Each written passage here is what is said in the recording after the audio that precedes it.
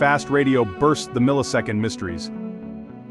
Fast radio bursts, or FRBs, are among the most enigmatic phenomena in the universe. These incredibly brief bursts of radio waves last only a few milliseconds but release as much energy as the sun produces in an entire day. First discovered in 2007, they were initially thought to be rare one-off events. However, scientists have since identified some that repeat, deepening the mystery. Several theories attempt to explain what causes FRBs, including magnetars, highly magnetized neutron stars, or collisions between exotic objects like black holes. A more speculative idea is that these signals could be artificial, possibly originating from advanced alien civilizations. FRBs are not just puzzling, they're also valuable tools for understanding the universe.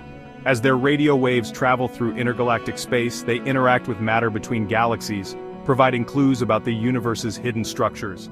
Each FRB acts like a cosmic fingerprint, helping astronomers map this vast invisible network. Advanced telescopes like CHIME in Canada and the Meerkat Array in South Africa are detecting hundreds of FRBs, offering more data to analyze and bringing us closer to understanding them.